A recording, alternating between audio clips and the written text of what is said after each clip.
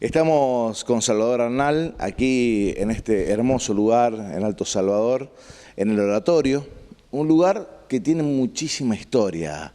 Salvador, antes que nada, gracias por recibirnos aquí en esta hermosa casa. Gracias a usted y a todos los televidentes de este prestigioso medio de difusión. Como lo dices, tiene mucha historia y que se comienza más o menos a mediados del siglo XVIII, cuando acá se instala una posta que se llamaba el Alto de la Esperanza. Era una posta de las tropas de carga y de los arreos que hacían la travesía hacia Mendoza o desde Mendoza, pasando el río Mendoza por un vado que se llamaba el Paso de las Piedritas. Esto fue creciendo, tuvo mucha actividad económica, porque bueno, como lugar de tránsito de las mercancías, debe haber pasado seguramente por acá el tropero Sosa, y no se le debe haber escapado al general San Martín para obtener fuentes de recursos para la financiación de lo que fue su máxima creación, que es el Ejército de los Andes. El Paso de las Piedritas es prácticamente, sería acá, la calle de Cereceto, que hoy se llama así, pero en realidad no debería llamarse así. ¿Por qué? No, porque hay un error.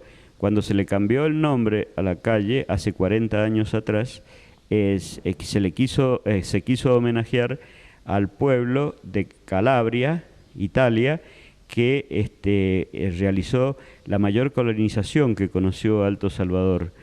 Ellos llegaron a fines del siglo XIX y prácticamente ese pueblo quedó vacío. Se ve que era un pueblo muy nómada, porque 200 años antes habían llegado desde Albania y se habían establecido en Cherceto.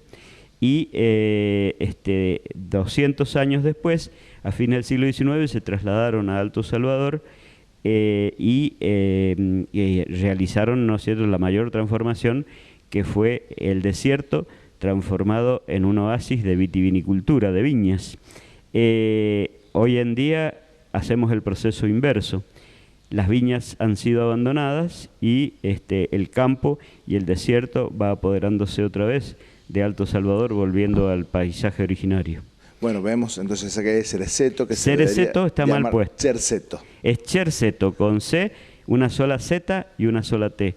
Es un pueblo de la provincia de Cosenza, en la región de Calabria, que es la punta de la bota de Italia, ¿no es cierto?, la que está separada apenas por un estrecho de Sicilia, pero dentro de la península. Ese pueblo, Cherceto, algún día habrá que cambiarle el nombre y ponerle el nombre verdadero. Es una lucha que yo llevo desde hace más de 20 años.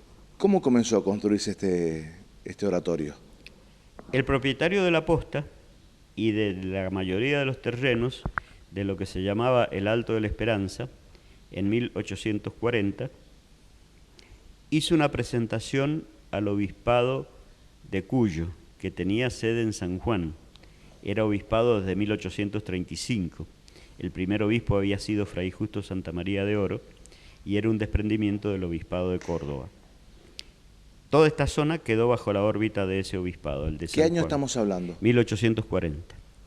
1840, el propietario del lugar, don Norberto Morán, hace una presentación a su párroco, que era el del Retamo, actual ciudad de Junín. Ya existía parroquia, Nuestra Señora del Rosario, la misma que existe en la actualidad.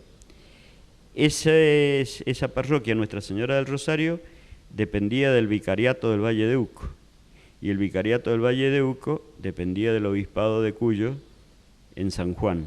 Hizo todo ese recorrido, hace la presentación al obispado de Cuyo diciendo: en mi finca del Alto de la Esperanza tengo muchas personas dedicadas a la labranza y muchas familias, y también tengo una familia muy grande que se encuentran privados de todo auxilio espiritual, porque no tienen acceso a los elementos de nuestra santa religión ni a los sacramentos. Y entonces, porque el lugar más cercano era difícil de llegar, que era Junín, actual Junín. el retamo, ubiquémonos en 1840. Entonces hace la presentación al obispado de Cuyo, y el obispado de Cuyo lo encuentra muy adecuada la petición, y entonces le mandan para que dirija los trabajos un sacerdote, un fraile franciscano, nacido en Mendoza, muy joven, ordenado muy jóvenes, Fray Antonio Aragón, cuyo nombre de bautismo era Nicolás, pero al momento de la ordenación como sacerdote había cambiado el nombre a Antonio, Fray Antonio Aragón, que se viene a este lugar y durante 12 años dirige la construcción del oratorio, a tal punto que está listo en 1852. El obispado de Cuyo sigue las obras, cómo avanzaban, y manda sucesivas inspecciones. La última inspección que estuvo a cargo de los presbíteros Salvador de la Reta, Nicolás Aldazor, también estuvo uno que es muy conocido para nosotros, Américo Orsali, y el obispado de Cuyo estaba en sede vacante, porque había muerto ya Fray Justo Santa María de Oro, y estaba a cargo del presbítero Timoteo Maradona, que es en el caso como se cubren los obispados, porque acordémonos que nosotros teníamos problemas porque no teníamos relaciones normalizadas con la Santa Sede de Roma. Por lo tanto, cuando moría un obispo, no se cubría, quedaba un sacerdote a cargo del obispado para los asuntos de ordinaria administración. Prácticamente 10 años después viene el terremoto que destruye prácticamente Mendoza. Tenía 9 años el oratorio porque se lo consagra al culto público y habilitado para todos los sacramentos de la Iglesia en 1852. Y el miércoles santo de 1861, que ese año caía el 20 de marzo, fue un tremendo terremoto que destruyó la ciudad de Mendoza. Prácticamente no quedó nada. Allí todavía quienes conocen Mendoza, en la plaza del área fundacional, pueden ver las ruinas de San Francisco, de donde era originario nuestro fundador, Fray Antonio Aragón, y que salvó la vida porque estaba aquí en Alto Salvador. Hay que decir que este oratorio es uno de los 4 que quedaron en pie con cúpula de esa época, ¿no? Porque también sintió los cimbronazos de ese terremoto, pero se mantuvo en pie. Sí, hay 4 iglesias en Mendoza, 4 templos que son anteriores al terremoto: la de Nuestra Señora del Rosario de Lavalle, la iglesia de Barrancas y una iglesia de Guaymallén, que también hace poco ha sido restaurada, y este oratorio. Pero con la particularidad que de esas 4 iglesias anteriores al terremoto, la única iglesia que tiene cúpula es esta, las otras son de techo plano. Han habido restauraciones sucesivas. Una gran restauración la realizó el abuelo del quien habla, que era un inmigrante aragonés que compró el lugar con el oratorio como estaba, prácticamente en estado de abandono, y realizó una gran restauración del mismo, y sobre todo salvó la cúpula que amenazaba derrumbarse. Y ahora, también se hizo una restauración en el año 94, y ahora esta restauración que se ha hecho en este momento, donde prácticamente todo el año 2023 el oratorio ha estado cerrado porque los trabajos de restauración comenzaron el 26 de diciembre, el día siguiente de Navidad del año 2022, y continúan hasta en este momento. Como ven ustedes, pueden ver acá la imagen, que la iglesia todavía está desmantelada, pero el sábado 2 de diciembre deberá estar lista porque concurrirá a bendecir la nueva restauración y a celebrar la misa el señor arzobispo de Mendoza, Monseñor Marcelo Colombo, el sábado 2 de diciembre a las 17 horas. La restauración que se ha hecho ahora se ha hecho con gente patrimonial de Mendoza, del área de cultura, ¿no? Es una restauración, digamos, que se ha hecho en conjunto. Una parte de Patrimonio de Mendoza, también la Municipalidad de San Martín, que se ha encargado de los techos y la cúpula y tiene que realizar el mangrullo, porque este oratorio tiene un campanario mangrullo que era donde se miraban las caravanas que se acercaban, y también albergaba las campanas del oratorio, que ahora están en el piso, acá en el exterior.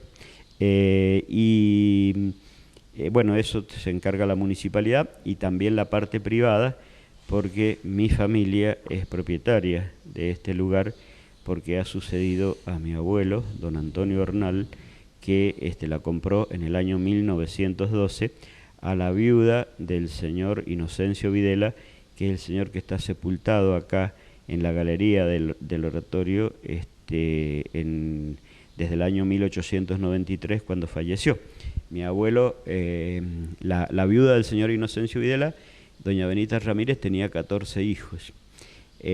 Acordémonos, estamos en el año 1893. La palabra de Dios en las Escrituras dice que siempre los más desprotegidos son las viudas y los huérfanos. Precisamente en aquel tiempo era así.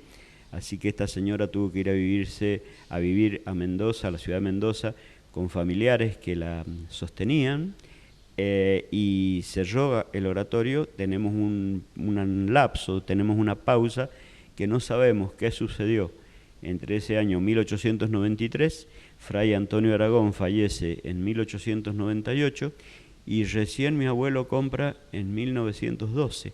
¿Qué sucedió en esa primera década del siglo XX? No lo sabemos. Hay como una pausa en lo que queremos reconstruir la historia del oratorio. El oratorio hoy conserva muchas imágenes aquí en este lugar, imágenes históricas, imágenes que tienen mucho significado, ¿no?, para el lugar. Sí, la principal de todas es la imagen del santo patrono, que está dedicado al Salvador. A mí se me ha ocurrido, yo siempre digo, no quiere decir que esto sea verdad, porque yo no soy el dueño de la verdad, que esta es una fundación franciscana, pero que tiene un jesuitismo residual, o sea que tiene influencias jesuíticas. La influencia jesuítica más importante que tiene es que tiene una galería completamente abierta, donde se encuentra el púlpito, que era lo único que se hacía para la predicación en castellano, de manera que pudiera entender toda la gente, porque la misa era en latín. Incluso el libro, la Biblia en latín, estaba aquí también, ¿no? Sí, tenemos todos los misales de Fray Antonio Aragón y de los que vinieron a celebrar, que los tenían hasta la década del 60, que la misa fue en latín, se utilizaban el misal tridentino, o sea, del concilio que aprobó el Concilio de Trento hasta el Concilio Vaticano, que establece la misa de frente y en lengua vernácula, o sea, en castellano o la lengua que corresponda a cada país. Por eso vemos el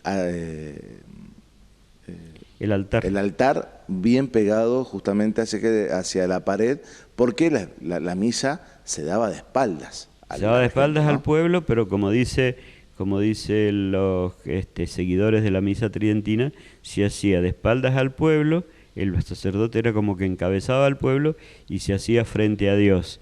Y se dice que la misa se orientaba, que las iglesias haciendo la misa ad orientem. Por eso es que la iglesia está orientada justo para la salida del sol en el solsticio de invierno, que da justo sobre el día de San Juan Bautista, que es el 24 de junio, los rayos del sol saliente dan justo sobre el centro del altar y del tabernáculo de adoración que tiene la iglesia arriba del altar mayor. Bueno, realmente una ingeniería en cuanto a la construcción fantástica. Mire, para la época. La construcción duró 12 años.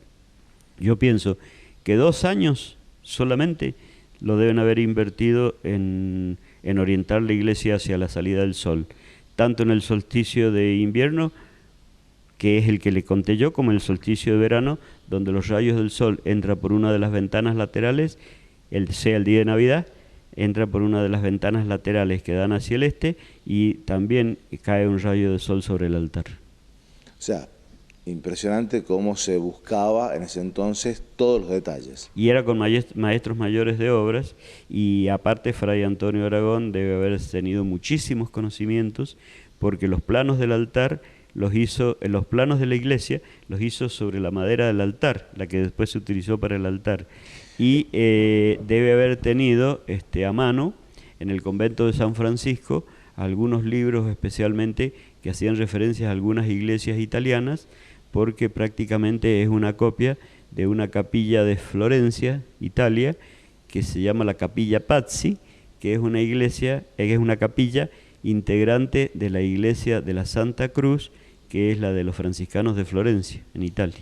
Cuando los franciscanos en 1767, después de la expulsión de los jesuitas, se hacen cargo de la Basílica, no sé, de la iglesia, que ahora llamamos Ruinas de San Francisco, deben haber puesto muchos de los símbolos de los jesuitas. Cada orden religiosa siempre es lo mismo, creen en el mismo Dios, el mismo Redentor, la Santísima Virgen, todo, pero tiene sus carismas especiales. Los franciscanos, por ejemplo, las iglesias las colocan bajo la advocación de San Francisco o de Santa Clara o de la Inmaculada Concepción, y los jesuitas casi siempre bajo la advocación del Salvador o San Ignacio de Loyola o San Francisco Javier o alguno de sus otros principales santos, pero tiene muchas iglesias dedicadas al Salvador. Seguramente que esa imagen que nosotros tenemos central aquí del Salvador debe haber sido de una reminiscencia, debe haber sido de los jesuitas, y los franciscanos deben haber sustituido por otro, y como Fray Antonio Aragón aprovechaba todos los recursos que tenía a mano, esa imagen del Salvador ha sido trasladada aquí al Alto de la Esperanza, y fíjense cómo son las veleidades de la historia, ¿no? Que gracias a esa imagen del Salvador, el nombre del pueblo se cambió acá a Alto de la Esperanza, al Alto del Salvador, lo que ha devenido actualmente en Alto Salvador. Este sábado 2 va a ser una misa muy especial aquí en este lugar, donde se va a bendecir nuevamente, y a partir de allí quedará habilitada nuevamente para poder celebrar algunas misas como se hacía habitualmente. La dependencia eclesiástica del oratorio ha sido siempre respetada. Primero dependía de Nuestra Señora del Rosario del Retamo, o sea de Junín, después de Nuestra Señora del Carmen, después pasó a depender de San Pío X, la capilla que se encuentra en la calle Salta, que era la llamada la del Hospital Viejo. Después volvió a Nuestra Señora del Carmen, Padre Baggio, donde estaba el Padre Baggio. El Padre Baggio, realmente un santo, fue párroco nuestro. Otro santo también fue párroco nuestro, no lo olvidemos, que fue el Padre Manuel Álvarez, que fue párroco del Carmen desde 1938 a 1981. Y después, cuando se crea la parroquia de San Pedro y San Pablo, la del barrio San Pedro, pasamos a tener esa dependencia. Actualmente nuestro párroco es el Padre Leonardo Di Carlo, y él celebra la misa aquí una vez al mes, pero todos los sábados el diácono celebra la liturgia de la palabra, y y celebra la fiesta patronal. El Padre Leonardo Di Carlo también ha introducido el Te Deum del 9 de julio, que se celebra acá desde hace 6 años, con la asistencia de las autoridades municipales y todos los que quieran asistir. El Te Deum es un acto de acción de gracias por nuestra independencia, que fue interrumpido solamente por la pandemia, y este año por los actos de restauración, pero pensamos recuperar esa actividad tan importante. Y el sábado 2 de diciembre a las 17, por primera vez, el actual obispo de Mendoza, Monseñor Colombo, va a venir a celebrar la misa, porque ya otros obispos sí la han celebrado. Ha celebrado Monseñor Rubiolo, ha celebrado Monseñor Maresma, ha celebrado Monseñor Arancibia. Solamente quien no ha celebrado todavía es Monseñor Colombo, que va a venir el sábado 2 a las 17 horas.